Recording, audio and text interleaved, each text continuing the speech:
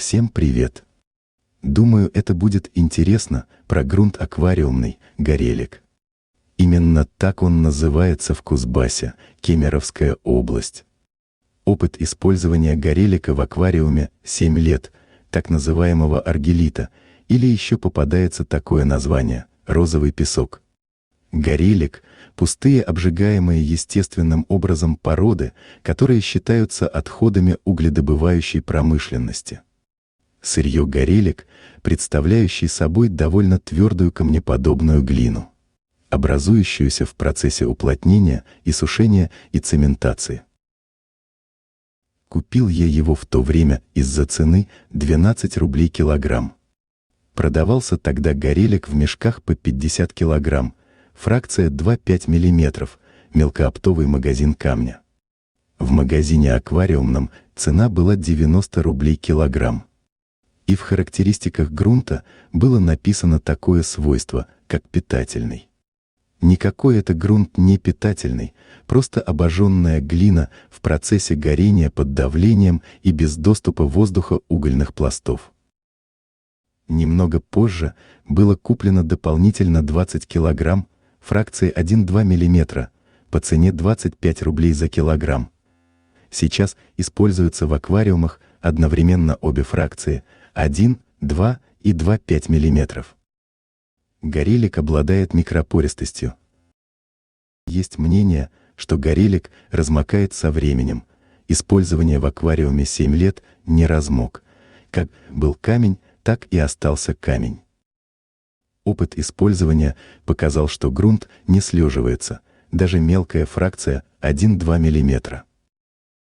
Очищает ли воду? Не знаю. Вода в аквариуме всегда чистая и прозрачная. В 200-литровом фильтрация только одна помпа с губкой. Как грунт в травнике вполне подходящий. Приписывание ему мифических свойств, таких как якобы понижение жесткости воды, это не так. В то же время камень абсолютно нейтральный в воде.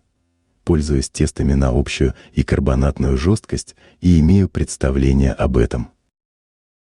Теперь о неудобствах, с какими я столкнулся. Есть основания полагать, этот камень впитывает в себя из воды в том числе и удобрения, которые я лью в аквариум. Имеет свойство накапливать в себе избыток химических элементов более активно, чем любой другой грунт. Впоследствии выброс в воду всего накопленного. То есть грунт время от времени необходимо доставать и вымачивать в воде, что есть очень неудобно. Я постоянно делал перезапуск аквариума каждые 2 года. Сыпал новый грунт, его у меня 70 килограмм, а старый вымачивал и потом сушил. Сейчас немного приноровился к этому. В 200-литровом на дне аквариума сыплю минимальный слой, а основная масса грунта в мешочках. Дизайн аквариума это позволяет, раз в полгода достаю мешочки с грунтом и сутки вымачиваю их в воде. В 100-литровом аквариуме примерно раз в полгода делаю большие подмены воды, но так, чтобы не нарушить биологию в аквариуме. Таким образом из грунта вымываются излишки всякой бяки. В остальном все запуски аквариумов на этом камне были более или менее успешны. Как говорится, раз на раз не приходится.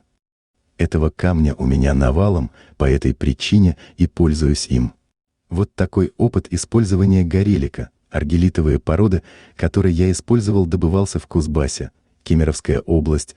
Одноименная порода, добытая в других регионах, может отличаться. Всем спасибо за просмотр.